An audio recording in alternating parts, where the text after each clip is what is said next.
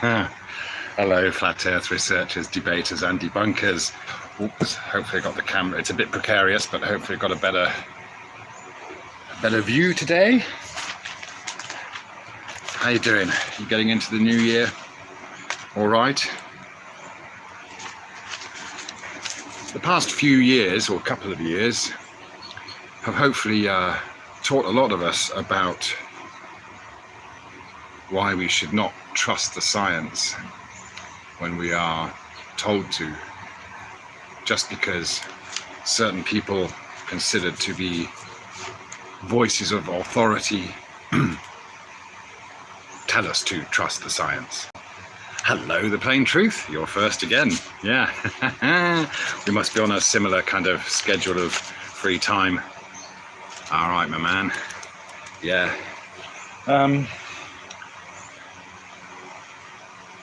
Let's just wait and see if there's a few more people that have time to join too before we get into this. Yeah. That's good, you know, feeling... Hello, David Hinkle. 33rd. Nice one. Yeah.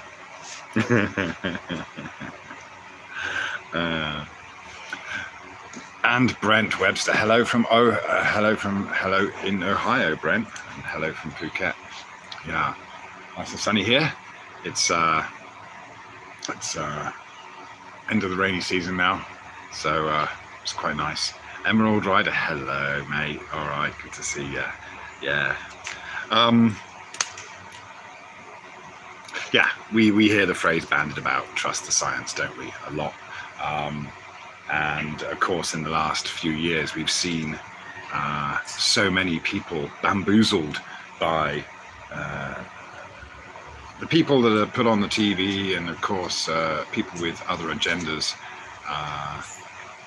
that involve some science, but then we are told to implicitly trust the message that they're given to us. Interesting. I came across a new word. I thought it was a good one. Vicarious.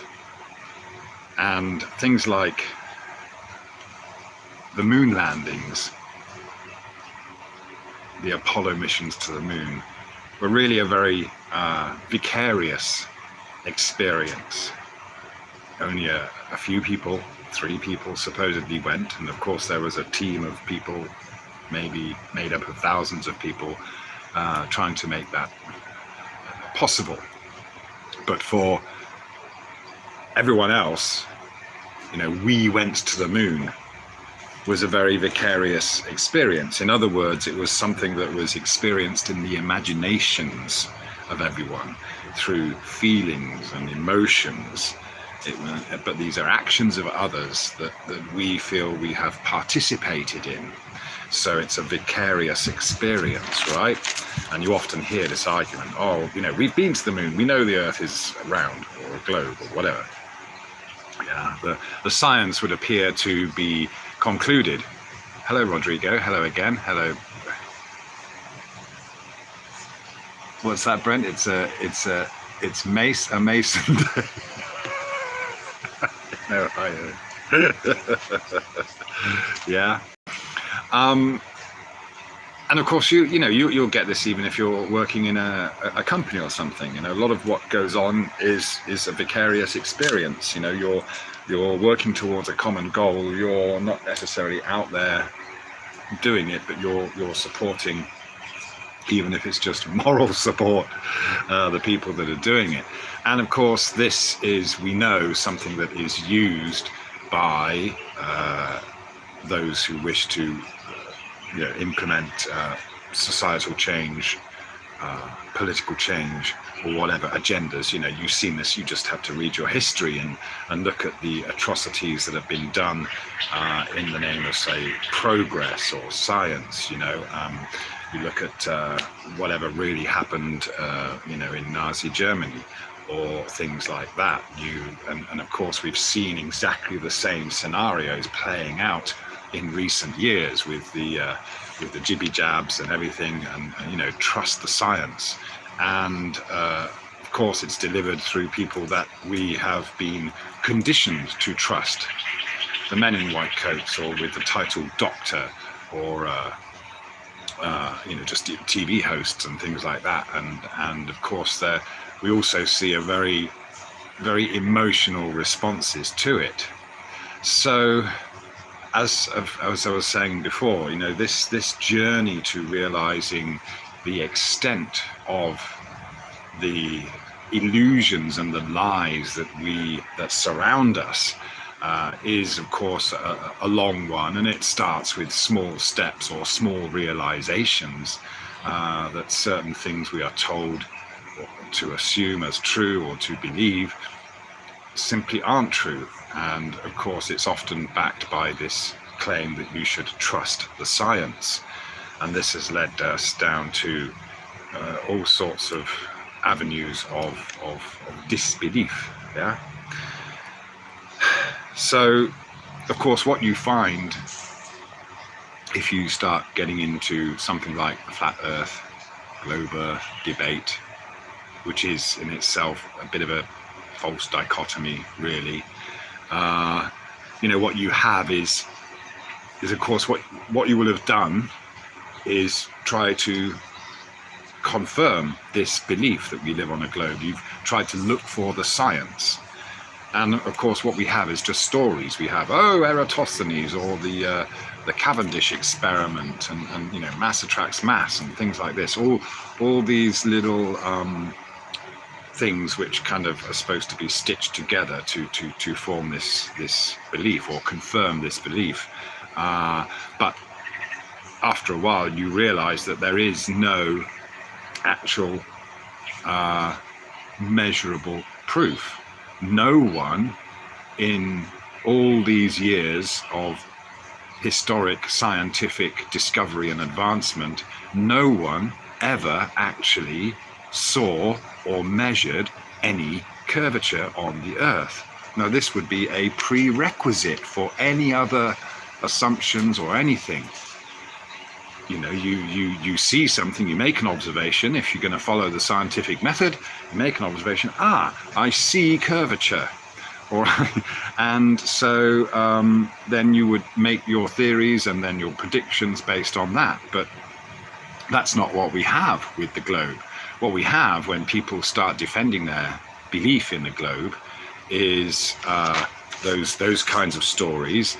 And of course you have a lot of emotionally based rhetoric. You're stupid, you don't understand the science. Hello, Tom. This is Beyond a Joke. Hello, Captain Caveman. Hello there too. Hi. And of course you see that a lot from these people defending their belief in the globe. But you ask them for some actual science. Where's the science? Where is the actual discovery? And then you realize that none of these things have ever been actually properly scientifically measured. Yeah, you just have emotional responses, and we see that as I said, we've seen this with the recent rollouts of the GP jabs and all that. And if you are somewhat aware, if you were awake to the way agendas are played out and put into the public mind, then you will have seen plain as day how it was rolled out, the sequence of events. I remember being in the UK at the time when everyone was suddenly wearing masks, and I got pulled out. I was in a shopping centre and I was the only one not wearing a mask. And the police, there were a couple of policemen there, they pulled me over. And at first they were it was funny because they were kind of smiling about it, but they had a job to do. And they came over, and there was two of them, and they did, one did the talking, the other one did the standing back over there, just in case I was going to do something silly. But, the usual, it's come to our attention that you're not wearing a mask. And so I took the opportunity to say to them, this is nuts. And, I asked them, what do you think this is all about, really? And it was, I don't know. And I said, it's just, they're going to push the vaccines. And eventually I went with it because the policeman said, well, you're on private property, being in a mall, and that's their rules. And I was only there because I was with my mum. She was buying a washing machine. It was a horrible experience, but it was also quite eye-opening because, you were then again, you saw so many people just doing this, just putting the masks on in order to carry on doing what they were used to, doing their shopping and things like that, going around the shopping centres. And it was just, this is a great example of the insanity that can be put upon the public because they have been told to trust the science. And if it wasn't for the TV and the internet, well, maybe the TV was pushing that thing, and the radio and all the death figures, you could just see it plain as day. If you're awake, if you're a flat earther, I doubt if there are any flat earthers that have gone and got jabbed, because it was because of what you've been through over the past few years, studying the psychology of all these things that get rolled out into society. You could see it plain as day. Now, whether it was very difficult to actually do anything about it. Sometimes people demand, oh, you must create a scientific paper and get peer reviews and things like that. And it's like, well, no, what's the point? That all these people have been compromised, and things like scientific papers are usually done in order to secure more funding and scholarships and things like that. And of course, we know that a lot of, whether it's talking about the Higgs boson particles and things like that, a lot of these drives for further research are based on some kind of imaginary thing that has been cooked up by scientists or people in those positions of authority that are trusted to have already done their own research, and so boom, it's they get their funding, and it's made all very public and things. And of course, a lot of universities and places like that, they have to keep out, they get their funding from the research, so they get the students doing the research and this and that, and of course it all ultimately results in that university getting more funding. And so the whole thing is perpetuated. The science is perpetuated, and it can be a lot of the time it can be pseudoscience. But of course, you also hear people say, oh, you want to, when they're arguing with people that don't believe the globe lie, you want to go back to the Stone Age.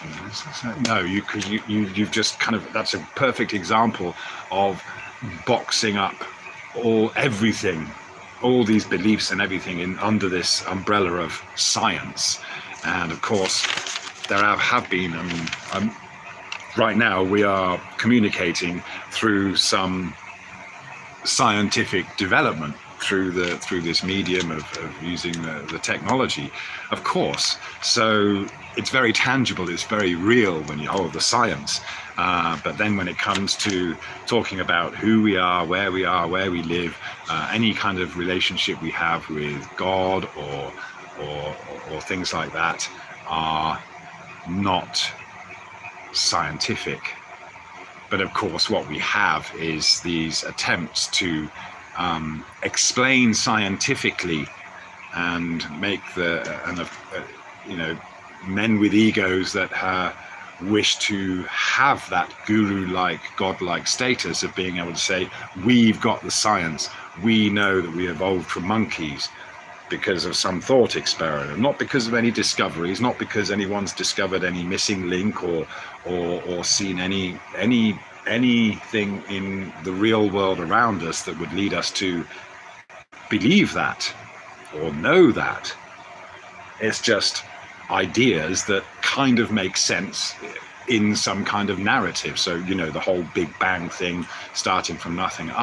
We obviously evolved from amoeba to fish, and we got on the land, and da-da-da. You paint this picture, you get this story, and that's taught in schools, and it becomes consensus. And boom, all of a sudden we have, well, not all of a sudden, but over time we have these entire belief systems based on assumptions. So yeah, it when you investigate, when you really look into things and you're trying to confirm things for yourself independently, that's when you start to discern between real science and pseudoscience. And of course, the arguments you get, as I said, the arguments you get are often based on emotional responses. So again, as I've said before, I'm sure a lot of us, hello Dr. La, hello Natalie.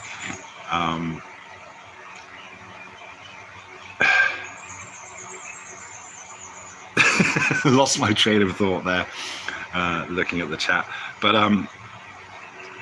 yeah, it's like you ask for the science. As I was going to say, it would be absolutely fine. Flat Earth wouldn't be a thing if it was really proven science. If it wasn't obvious that you're dealing with people that are trapped in a belief. Yeah, and it's just what you often have is you ask for the science. If you ask for a measure of curvature, there isn't one. No one ever did it. And so what you instead get is these retorts, which are based on some sense of pride, even narcissistic. And again, it kind of relates to this vicarious experience we've had. We've been to the moon, we've discovered this, we've evolved to this point, we are so smart. Again, it's something that we are conditioned to believe, and it's maybe a fault of human nature that is something that you can realize as you grow and you try to evolve your own spiritual development and things like that. Then you question these things, and you question, what do I really know? What do I believe? What's the difference between knowledge and belief? And I think even this fundamental thing is something that a lot of people don't think about. I remember specifically reading something when I was about 24, I think, that made me really think about that difference, discerning between knowledge and belief. And that was part of my journey. That was a fork in the road for me, as it were, when I read that in a book about developing, self-development, whatever. The difference between knowledge and belief. Like, for example, I think the example that they gave was that if you, let's say you need to escape from a situation and there's a motorbike over there, and you might believe that you could get on that motorbike and ride away. But that would be different if you actually learned how to ride a motorbike. Then you would know that you could get away on the motorbike. But if you didn't know how to ride a motorbike, start it up or whatever, things like that, then it would only be a belief that you could do it. It's not until you've actually done it that you know that you can do it, right? So again, we have to trust these people that are told to, that they're telling us they've seen the globe Earth, and it seems pretty obvious that no one has, especially when you get conflicting accounts. Or you get people that might well be well versed in the language, the mathematical language of describing things, which of course can be done to describe scientific things, and then this just gets passed off as unquestionable. So it's the thing, isn't it? Actually not trusting the science has actually saved many, many lives. I can't really comment with any authority on what might be happening as far as excess deaths in countries right now, but it appears to be something that's happening, and a lot of us can put two and two together there. So it would be interesting to know how many of you anti-flat earthers or globe defenders actually went and got jabbed up? Yeah. Did you believe the science? That a lot of us conspiracy theorists were trying to say, hang on, don't trust the science just because you're being told to trust the science. Yeah. I mean, look at the look at Mr. Gates there. Now,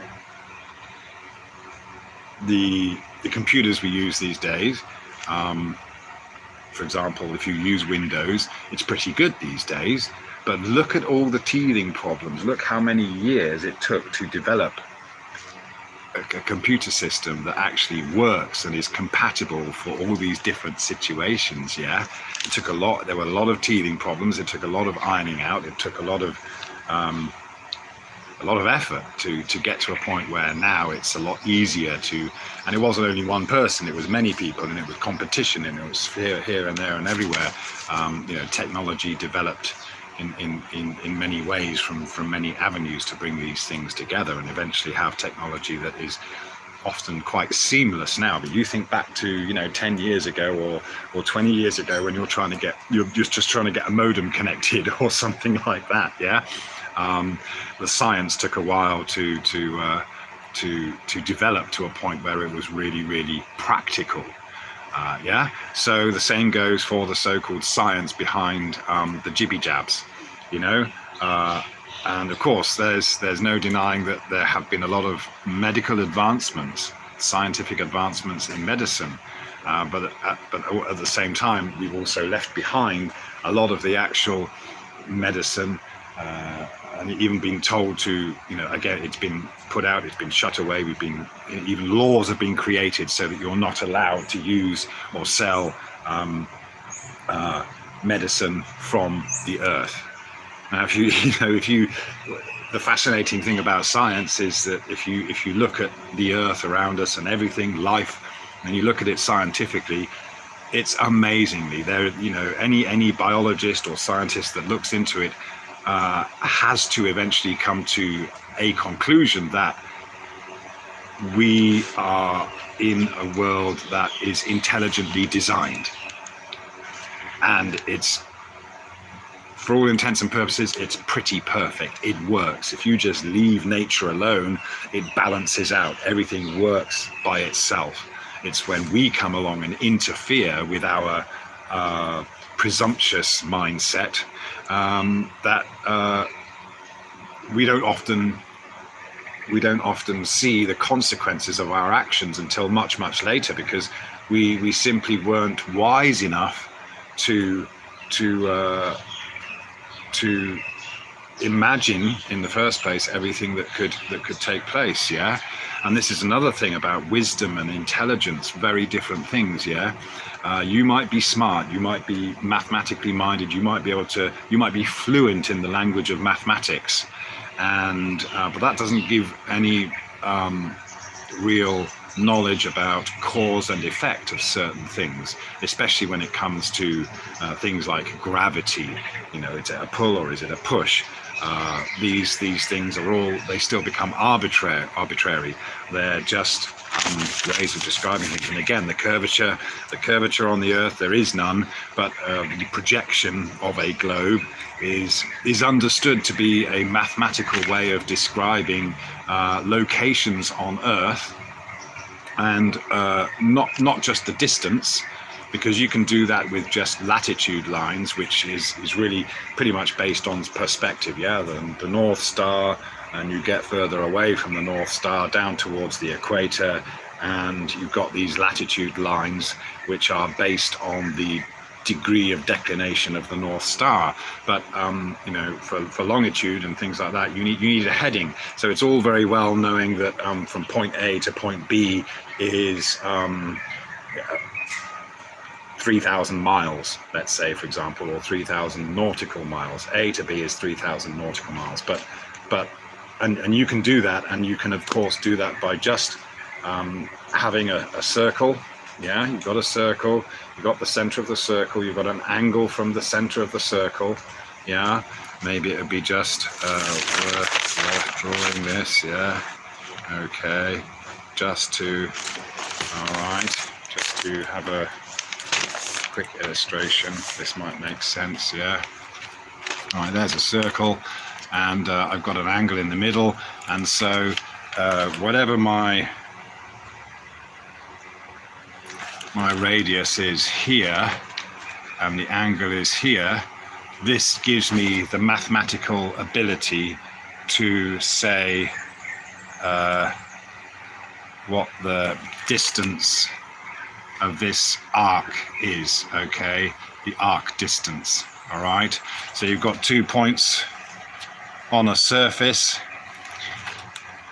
and simply having an assumed radius and then an angle will give you, of course, a consistent arc distance. So really what you have is, let's just say, all right,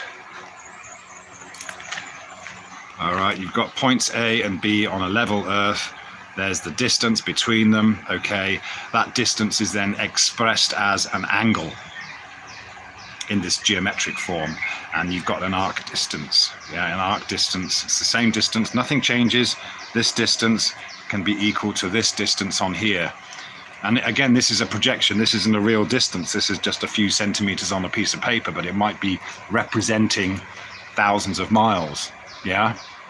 It's just a representation, okay? So I can represent it like that, level, or I can turn it into this, yeah? An arc distance or as part of a circle, yeah? And I can assume that this circle has the same circumference as the equator.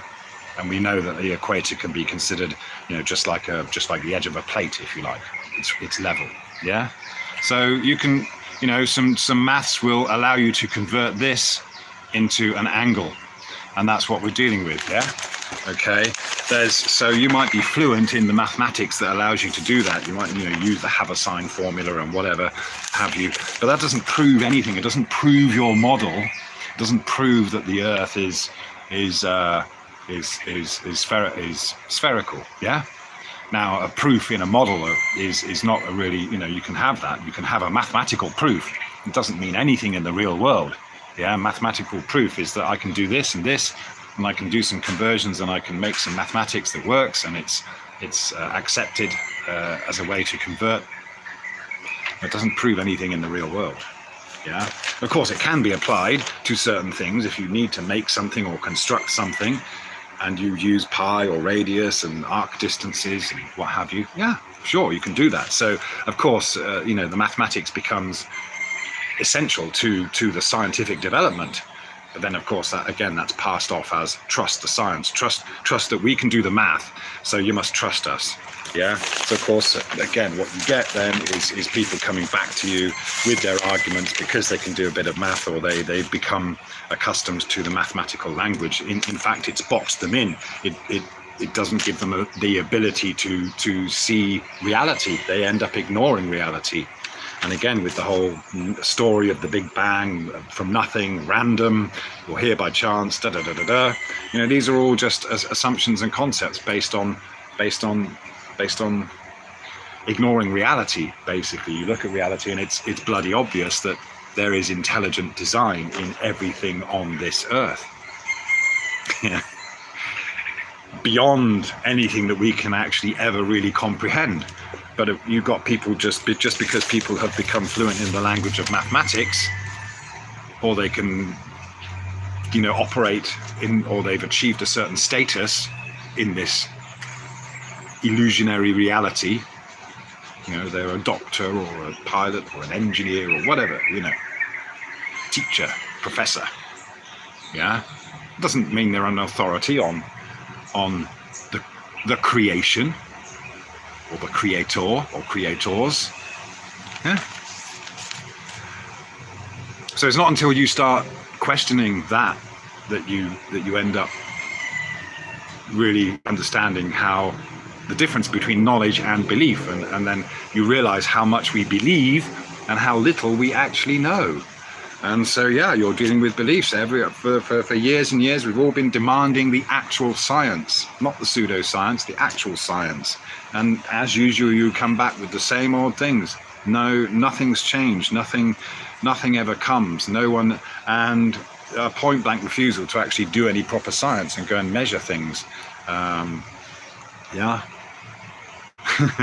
We really do have to ignore reality. You have to ignore what water does, yeah, to believe in this globe, and you have to attack people and stuff.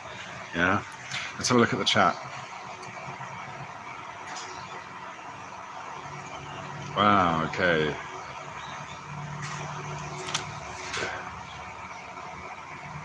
All right. Sorry, it's quite a lot of chat going on there. Hello. All right. Wow. Okay.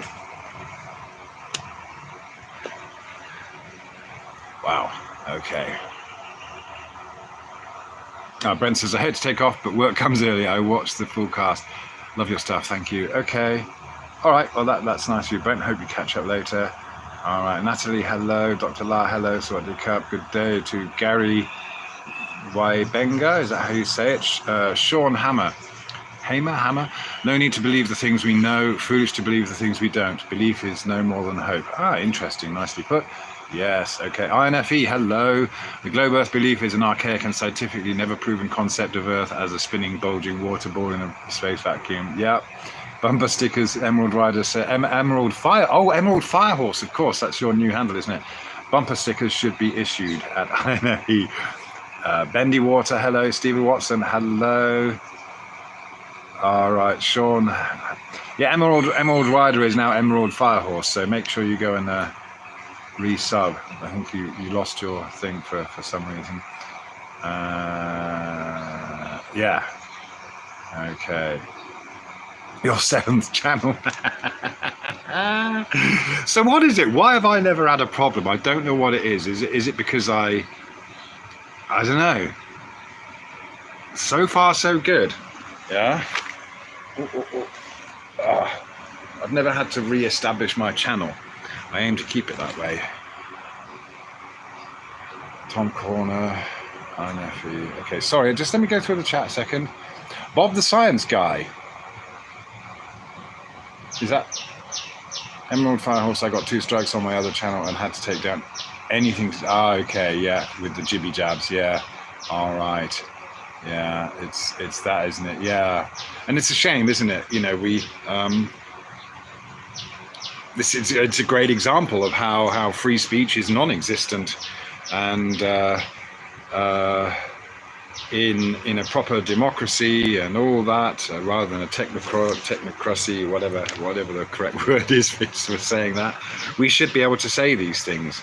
And of course, this is what the very fact that these things happen, the protection these so-called scientists are given, the medical scientists, and all that, the way people respond. If anyone's responding to you with hate, with a kind of when you can see that they're being prideful, they're boasting, they're being narcissistic, you know that they have already been controlled and compromised. They are not interested in the truth, or otherwise they wouldn't be talking to you in such a way. This is what I keep trying to say to these guys that keep on attacking. Give us there's no need to attack. If you're attacking, you're proving that you are basing everything on a belief, and your belief is under threat. That's how you feel. Of course, again, it's understood that people feel offended. They feel as if they are under attack because of this vicarious association with the so-called science, or the moon landings, or this assumption that humanity has reached a certain level of evolution on this linear thing. Yeah. Which reminds me of Level Earth Observer. He was talking about, is it Graham Hancock? Here's a guy that's gone against the mainstream narrative as far in his research for, history, ancient history, whether it's all these ancient structures. There are many, many around the world. Wise Up is a great one, for a great channel for talking about these different things and highlighting these places. But let's just stick with Graham Hancock for now. Here's a guy that's now become more mainstream. He's even got a show on Netflix, and he is going against the official narrative or of archaeologists especially, and he's stepped outside of that. But he's getting his content put onto Netflix, for example, and so you would think, oh, well, okay, that's nice that there is this alternative view being allowed. But as Level Earth Observer pointed out in one of his recent videos, Graham Hancock is still very much invested in the globe Earth belief. For example, he might talk about the pyramids and how they seem to be connected in a line, and it's always about the globe. It's still all founded on this belief that we live on a globe, and this is obviously a stumbling block if for many people that have based all their research on this fundamental assumption. Then it is very difficult for them to let go of that, isn't it? So yeah, you have someone that's kind of maybe getting there, maybe getting towards, or at least being more open to the possibilities of ancient cultures that were very much advanced. They might have been doing exactly what we're doing right now. They might have been communicating with electronic devices. But imagine if there was some catastrophe, how much of our tech would actually remain intact? If this phone that I'm using was buried in or something, it was just left out in the air and it was left alone for 1,000 years, there wouldn't be anything left. It wouldn't exist. Yeah. So we have no idea of the advanced technology that these ancient cultures were using. But the thing is, even that idea for many conservative mainstream people, mainstream narrative followers, is too much. They do not like the idea that that humanity has been more advanced at some stage in the past compared to our superior outlook and technology right now. It's a superiority complex that we have. It's pride, it's narcissism, yeah? And it's only when you detach from that and you stop perpetuating beliefs because they've become very much part of you, that you can really be free from that. Yeah. And this is all we're trying to do. We're trying to what I've been doing, and I'm sure what most people have been doing in this kind of genre, is it's a desire to free people. It's a desire to help, only because we've been through it ourselves and we've experienced this freedom. Does it change much? Well, yes and no. You still have to carry on with life. You still have your family. You still have to get money and do these things. But it certainly takes away a lot of the stress and the kind of you don't get trapped in the hate or things like that. So life becomes a lot more fruitful, a lot more abundant, a lot more positive, because you're not becoming in a negative state, because you're not having to defend something. You're not getting into battles really, or people are trying to draw you into battles and you're not affected by it. You're not automatically drawn in to these attempts to belittle or turn these things into some kind of fight where there's a winner, because you've already won by becoming free from all of that. Yeah. So this is the desire. The desire isn't for popularity or all these other things in a kind of materialistic way. The desire is to really just say, hey, this is how you can see the world, or this is what you can let go of to become free. Yeah, but Plato's cave is a place where people would often like to stay.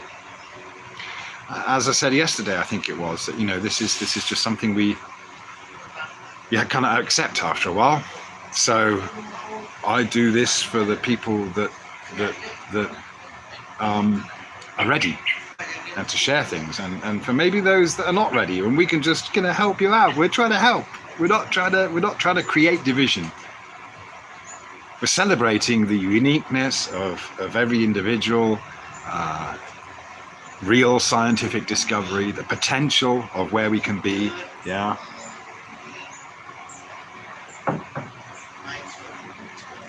Yeah.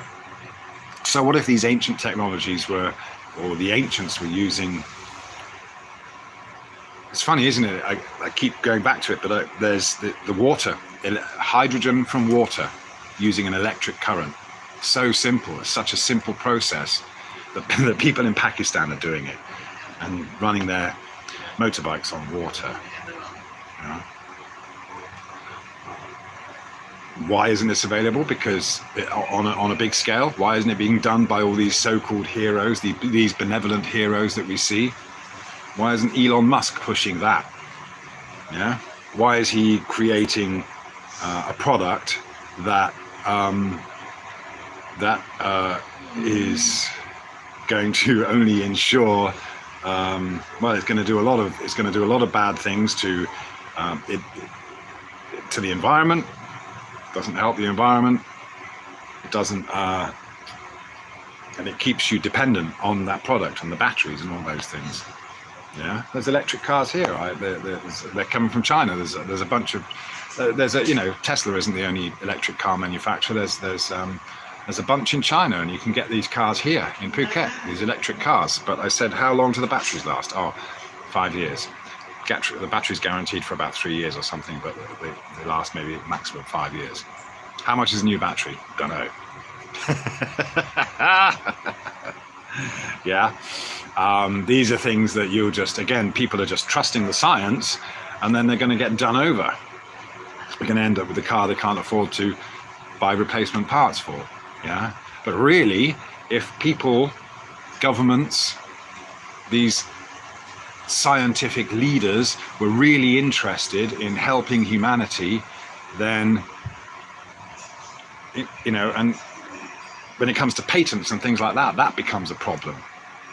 Yeah, or yeah, let's have cars and everything running on hydrogen extracted from water using frequencies or electricity. Yeah.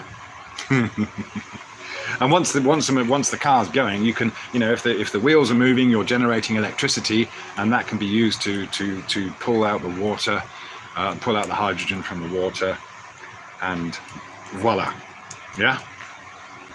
And I talk about this so much, and I would actually love to do it. I'll actually like to really have a go at trying to do this. So maybe I'm going to make that a mission. Maybe I'll make that my kind of like scientific thing, because I think for a long time I've thought that, yeah, flat Earth is one of those, it's a doorway to this understanding that we can have free energy, or very inexpensive energy. You're looking at the cost of living going up you might have seen videos as well where people are paying like $7-8 or more for a head of lettuce or something. That's insane. At least here you can, vegetables and things like that are still fairly cheap. But of course ultimately this is all based on the price of oil and petrol in the West. And this whole thing, it's funny, isn't it? When there was talk about this pipeline, typical of the usual trust the science kind of thing, where I saw one photograph or image of bubbles apparently coming up from under the sea, a patch of sea and bubbles coming up. And that was it. We were told that was the evidence we were given for this story that some major pipeline had been blown up or disrupted. Just bubbles coming up on the surface, and then we were given a story to go with it, and that's it. The rest, and because of that story, everyone's cost of living has gone up. People are spending like $100 or £100 just to get like a few items of shopping. Yeah, so we've really been enslaved with this convenience, and the people that are we've been told to trust, that are delivering the science and making these political and social decisions for us, and leaving most people kind of powerless to do anything about it. Yeah. just look, when you look at reality, when you look around, you look at people, you look at the way things are, it's very easy to see, but very difficult to admit to oneself or to other people that we have been thoroughly bamboozled and we've never really become free from any form of slavery. Yeah. Carry on with the chat there.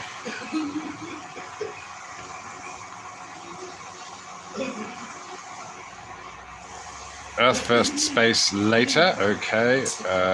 Sean Hammer, when that many known liars are all singing the same song, I thought no one would buy it. Shocked me how weak people are made. Yeah, absolutely. Isn't that it? That's the thing, isn't it, Sean? You know, if you were awake to this, the thing is, a lot of people they just don't realize, they are not seeing it from that perspective. You and many of us were looking at it from that outside perspective, having already trained our minds to question these things, whereas a lot of people just get caught up in it. If they're watching you could see, I remember when I was back in the UK when it was all coming out, the BBC would go and interview people that were for it. They wouldn't interview people that were against the things they wanted to put into place, such as the lockdowns and all this stuff. Oh, go and get your jibby jab. The death, the moment people were waking up, they were being bombarded with X number of people have died. You try to tell people, they've never done this. You don't usually get daily death figures. But now they're delivering these daily death figures with absolutely no context. And people are not thinking about how many people were dying on a daily basis before then compared to now. Yeah, it was just all done in this. And my daughter's moving things around. All right. So, yeah. We have some plants that are flowering at the moment, so we are keeping them from getting sunburnt. Yeah. Don't move around too much. It'll get annoyed. Is this the sun? Yeah, I know. But, flat infinite plane Earth. Hello. Yeah. Kim Dawes. Hello again. Emerald fish, fire horse, fish horse, plastic fantasy globe, mathematical concept, nothing more. Okay. What are you doing? I'm doing a live stream at the moment. Okay. Flat infinite plane. I'm here to tell people something about our flat plane. It is infinite with many suns and moons over it. Could well be, couldn't it? This is the thing, isn't it? Of course, we're faced with what appears to be a solidified consensus narrative of this globe Earth thing, and all the scientists in the world agree with this. Well, that's not necessarily true, but that's the impression we're given. Of course, there is this story that everyone can repeat. But when people demand maps and models of the flat Earth, and it's like, well, no, and there is no agreement, because we're just admitting that of course, some people will say, oh, I believe in a dome, or I believe that this and that, and the thing is, that's not very scientific either. That doesn't help when you're saying, oh, it's like this, or there's an ice wall when you've never seen it, or there's whatever. It's of course, this becomes a tool that the anti-flat earther uses. They say, oh, well, you don't have a model, you don't have a map. It's like, well, no, because a model, yes, we can all make predictions, nothing changes in that respect. The difference is having the discernment, having the ability to understand that just because we see the sun rise and set at a certain time, it doesn't dictate the shape of the Earth, yeah, and nor does horizons and things like that. But you understand that it can be used to make claims and appear to be scientific because those claims fit a hypothesis, and the predictions are made and okay. So yeah, but not having a set, this again, this is it.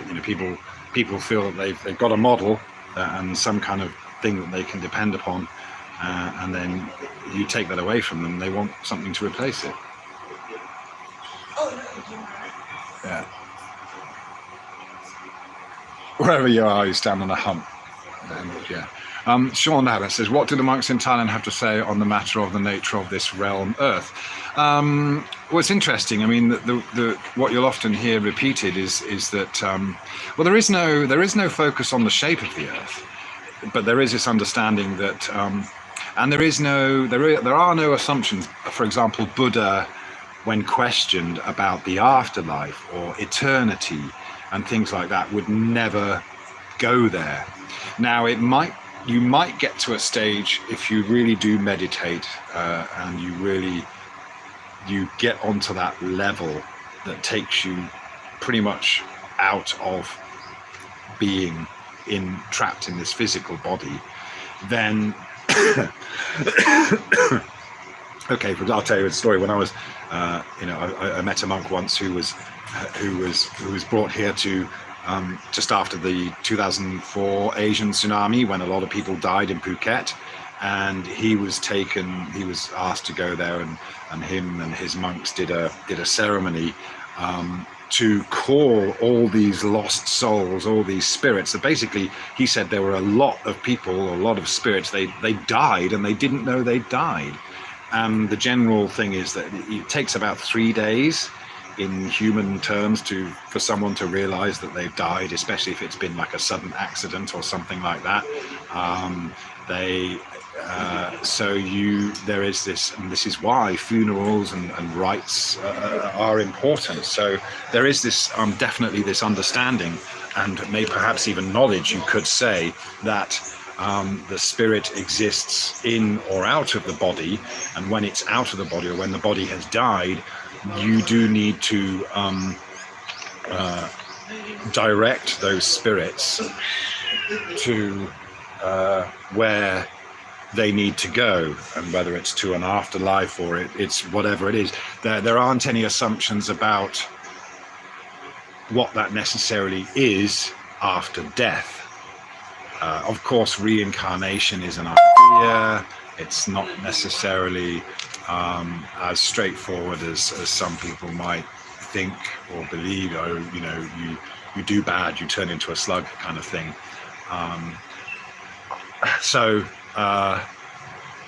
There are no presumptions about, but it's okay to answer the question. It is in the Buddhist text. The very first thing you could kind of compare it to the Genesis text in the Bible. It basically says we are born into an illusion. So it's understood by all the Buddhist monks that this life is an illusion, or basically the way our thoughts and our minds are taken all over the place, the ego and all that stuff.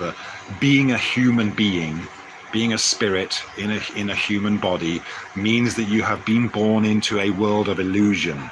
So it's a given that everything you see and hear around you and the way you interpret it is illusionary. And it's your job while you're here, or the mission while you're here, is to discern between truth and illusion.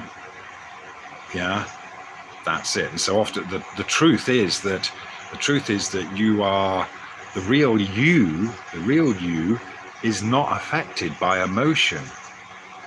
Yeah, the real you is not this angry person, is not this hateful person. Yeah, is not, that's all cultural conditioning. Yeah, and this is why I keep doing this, and I keep appealing to the real you in all those haters out there. I don't want to get into debates and arguments and try and win something. Yeah, I want to get in touch with the real you behind all that nonsense that has been programmed into us in this illusionary world. That's what I want to do. And that's why I invite people to come and talk. Anyone. Yeah?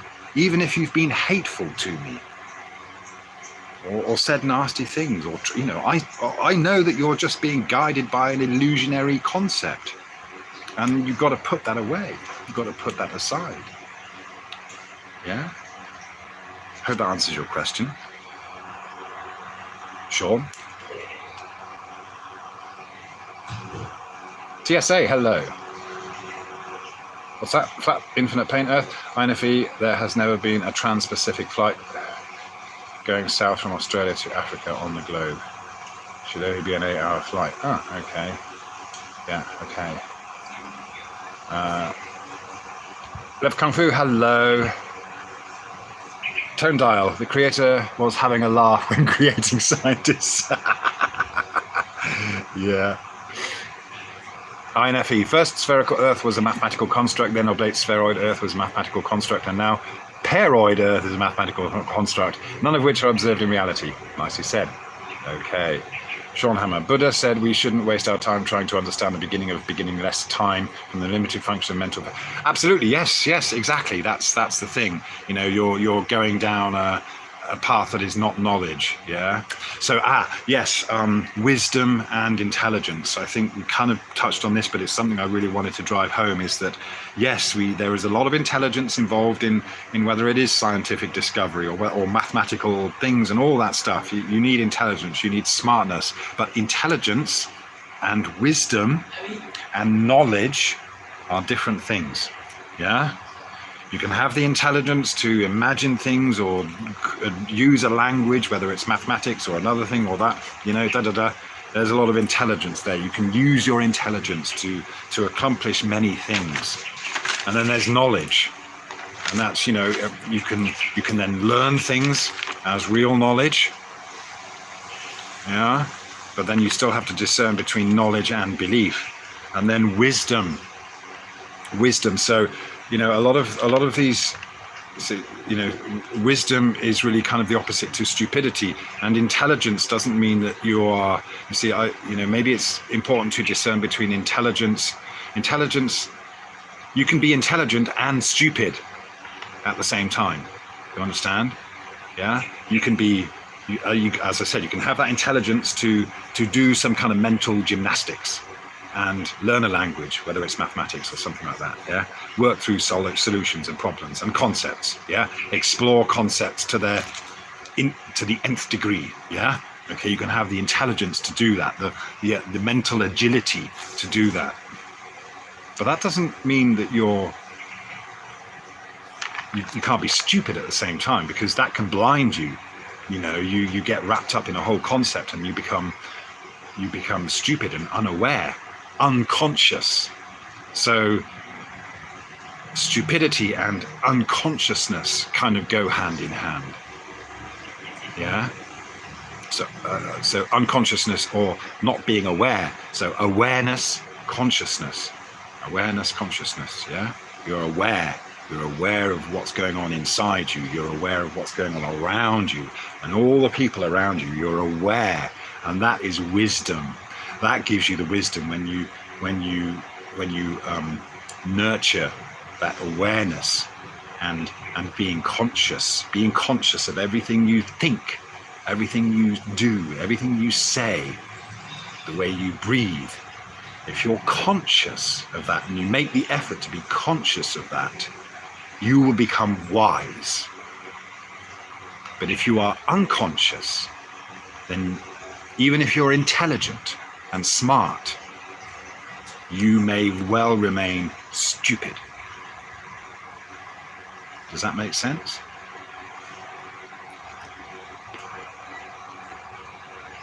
David Hinkle, yes, water alone debunks the silliness. Natalie, okay, well, I'm sure you've kind of highlighted it because you're one of them. I'm not sure. What I'm one of. Habanero, Bob, the cognitive dissonance guy. Okay. Wow. Angel of Elevation, 2 + 2 = 5. Science, bro. That's what Globy do. Obfuscate the bias math proclaiming science. Yeah.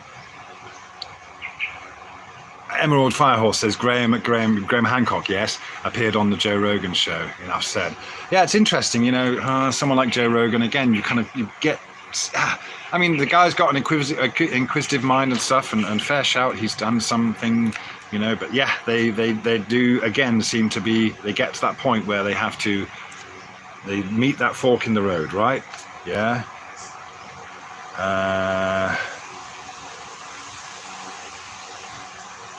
What's that? Sean, he's also invested in pushing psychedelic spirituality for the MK Ultra bosses, the little worm tongue. Are you talking about Rogan or Graham Hancock? I'm not sure, but okay. All right. What have we got here? What's this, Brian? What are you saying? The most logical ancient tech vids I've seen at Phuket Word have come from people, independent sorts like FPV Angels, yes.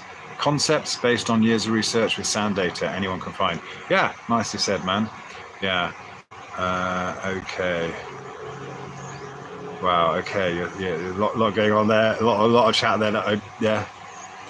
What is it? What's that, Sean? 35,000 electric car battery? No. What a stitch up. Okay. Flat Internet, Plain Earth. I'm kicked off most of the large Flat Earth channels because they are part of the problem. Why Flat Earth is so slow at growing forward, and I point out their faults. Yeah. Again, I welcome constructive criticism. Absolutely welcome it. I'm happy to discuss things, you know. And again, you know, this is it. If we can be scientific about it, fine. Right, a good point, Emerald Firehorse. Are you telling me they can't design a car that would charge batteries on the fly? Of course not. They need to plug us in.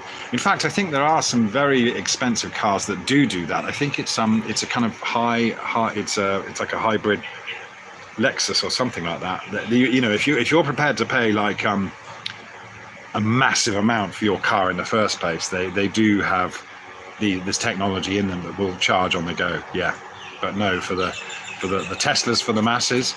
Yeah. Christopher Wayne, hello. Catch a wave, you'll be sitting on top of the water ball. Yes. Yeah, okay, Natalie. Also supporting FPV Angel there because they explain the tech with logic and reason. Yeah. Riley Criterion, FE. People are stupid. Look how many people pay good money for mediocre coffee at Starbucks every day. Yeah. Nicely put. Yeah. Okay. What's that one? Michaelion.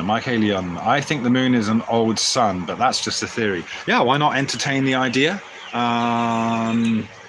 But yeah, it's like the sun. Is it solid? Is it just a focal thing of light? Someone raised the idea the other day that it could be burning off all the noble gases and things like that. Yeah, it's but ultimately, what we can know, I think, or what we can assume, is that the sun is there for a very good reason. It's not by accident. It's not by accident that these trees are growing and the flowers are growing around us. Yeah, they need the sun. We need the sun. And as I said the other day, it's like an incubator.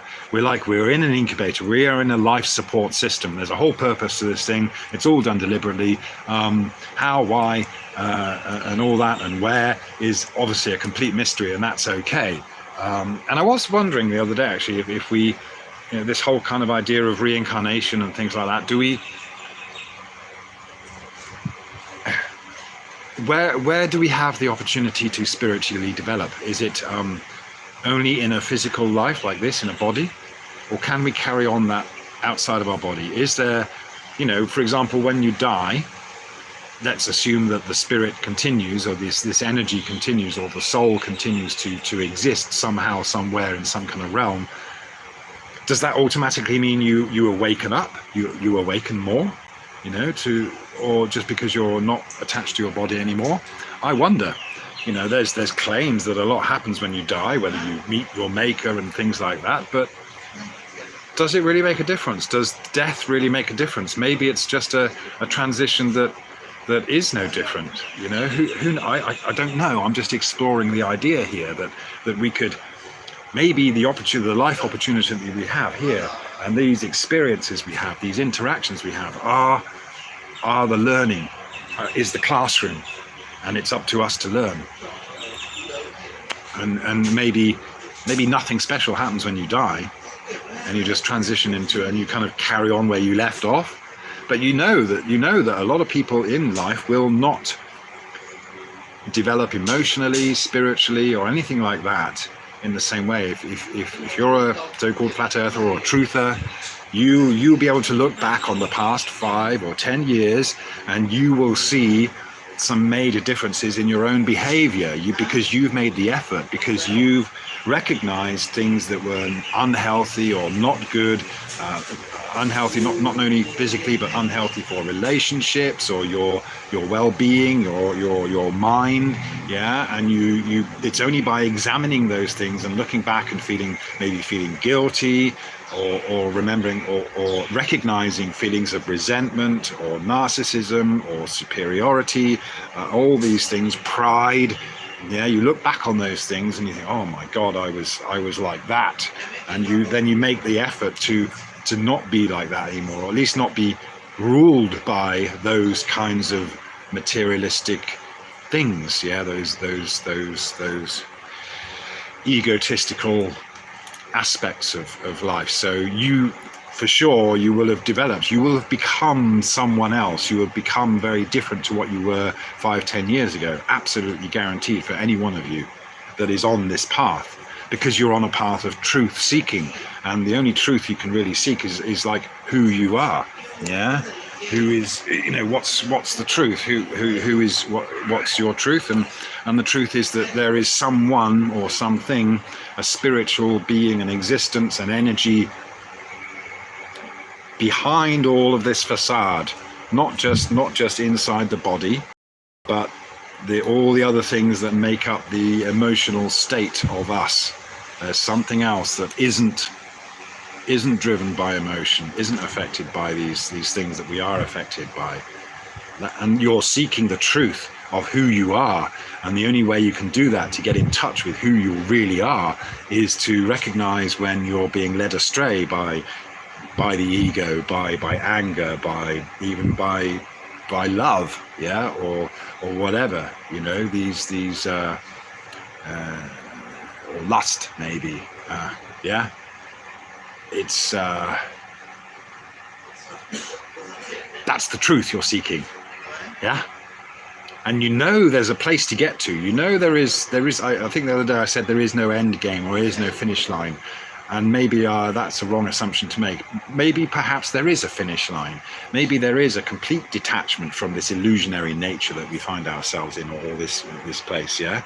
And maybe that is the end game, and maybe you have to try and get there in the lifetime that you're given on this earth, yeah. And many monks, when it comes to the Buddhist monks, they get there. They get there in this lifetime. And they understand, the Buddhist monks understand vibration and all that stuff. When I think I've talked about it before, but for example, when there's a marriage ceremony or a house, the nearest equivalent I can call it is a housewarming. If you buy a new house or something, then you invite the monks around, you feed the monks, and they do their chanting. Well, it's the other way around. They chant first and then they get fed. But the chanting is, now there's got to be a science behind this. There really is, because the chanting is just amazing. It's a vibration that, when they do these chants, yeah, and the same of course happens when they're inviting the spirits of the lost souls, people that have died, and then the chanting draws them in, yeah, draws them to the place where they need to be. It's a vibration, it's a frequency that is so powerful that that's the thing. You see, when a blessing is done, it's done with frequency, the chanting, yeah, and this creates a kind of it's like a bubble of protection, yeah. It's like it creates this protective zone that it gets locked in, yeah. Now, whether that has to be done after a certain time again, or that can be broken if certain things happen, but that's the whole idea. That's the whole thing. The frequencies. So it's very much understood. The Sanskrit language, the way it's chanted out and things like that, there is science behind this. This is the real science of the esoteric science of reality, where frequencies and resonance frequency, again, is like Tesla was saying. This is how you can purify water with resonance frequency. You can also, as we've talked about, extract the hydrogen from water with resonance frequency. All these things can be done if we. Oh wow! I wonder if you can. I've got this beautiful bird here. I wonder if I can turn the camera around so you can see it. Hang on a sec.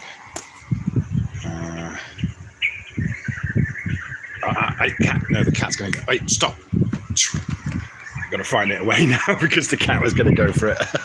Beautiful, beautiful bird. I can't remember what they're called. But anyway, oops, let's turn it back around again.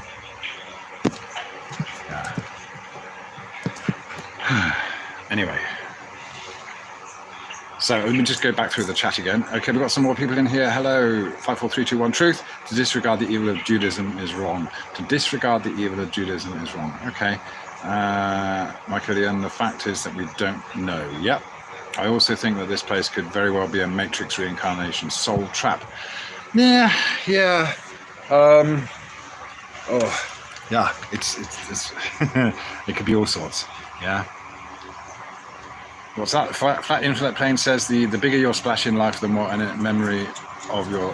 Hey, Brownie! It's all right. We've got the dog chasing the cat now. She doesn't usually do that, but I don't know why. What's the matter with you, eh?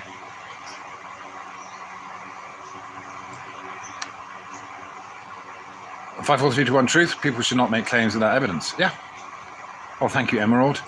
All right, Stephen. Nice to see you. Thank you very much. Okay. Yeah, Michael Ian, no claims, just a thought. Fair enough. Yeah, cool. Johnny Z. 2 layers of illusions. Nature created by God and society created by man. Ah, nicely put. Yes. Oh, I love it. I love it when you get these kind of succinct summaries of all this. Thank you. Riley Criterion, FE. 74788I has ETOPS 330, but no flights go over Antarctica, even though it would save tons of money in fuel costs. Airlines are always looking to save money. Good point. Well, oil beef, hello. Smartest can be dumbest and vice versa. Yep. Wisdom is also the opposite to belief.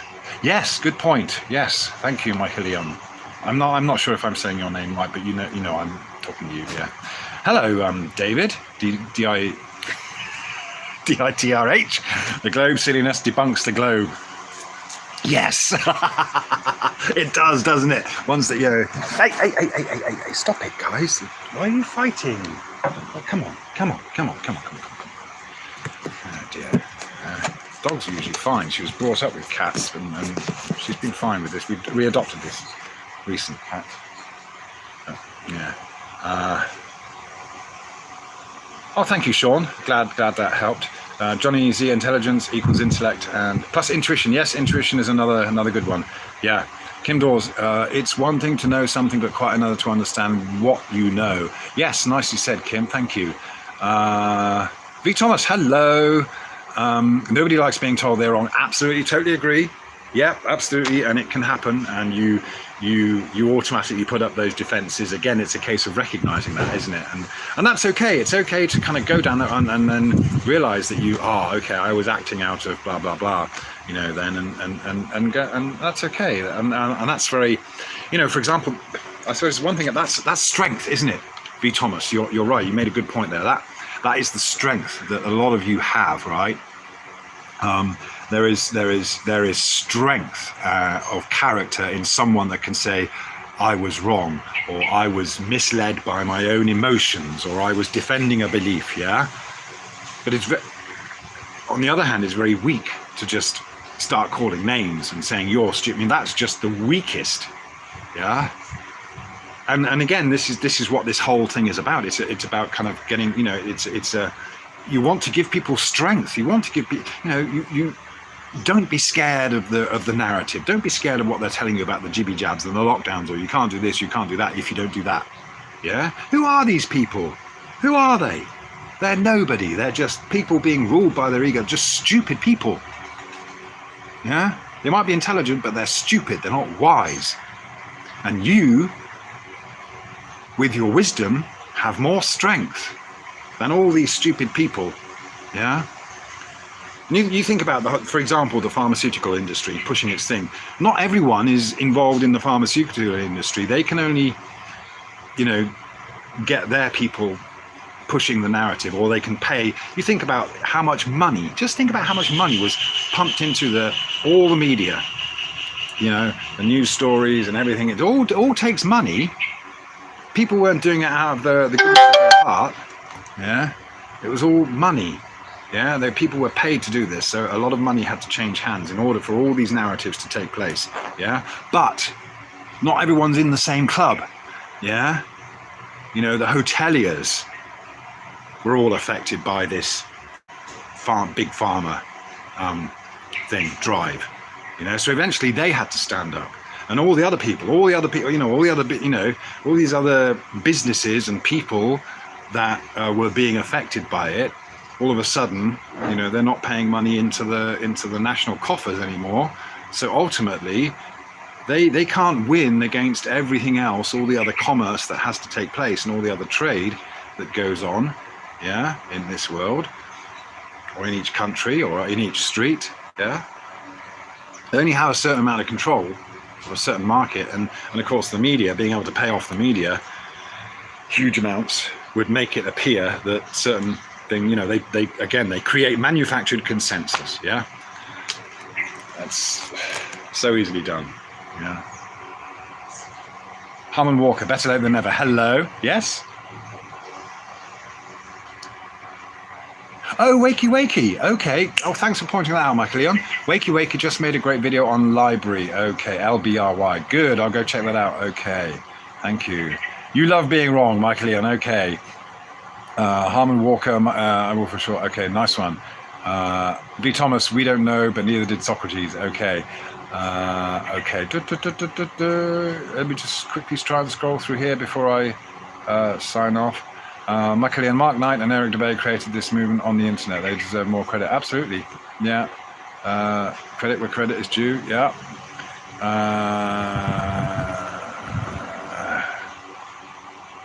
Firehorse, well, Nick died. Having died twice, now briefly, mind you, I was still conscious but not in my body. I see. Really? Yeah, wow, okay. Oh, dear. I've got to decline that, but I'm going to have to get off this now I've got to take care of some work.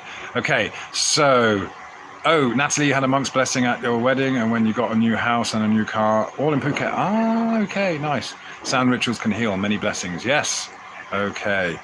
Harmon Walker. Oh yes, the cyclist on the bridge. Yes, I love that too. It just illustrates everything perfectly, doesn't it? Okay. Harmon Walker giving kudos to David Weiss there. Nice one. Okay. Yeah. WHK. Hello. Why the boy who cried wolf one too many times? Hello. No one's flower. Okay. All right. I'm gonna have to. Corey, hello Corey, I'm doing good, thank you. Back in, Corey's asking if I'm back in the Portsmouth Estuary anytime soon. Not sure yet, maybe sometime this year. Okay, all right. Hey guys, I gotta head out because I got work to take care of. It was really nice to catch up again. It was just to kind of woke up with these things I wanted to say. So thank you very much for coming along and sharing some excellent comments and some love. All right, let's keep away from these idiotic arguments and just try and kind of help people, you know, help people abandon their fear. Tell them it's all right. They don't need to start, you know, yeah. Don't get involved in all this hate. Don't get sucked in, yeah. Just stay on that high frequency, yeah. All right. Take care. We'll see you soon. All right. Thank you.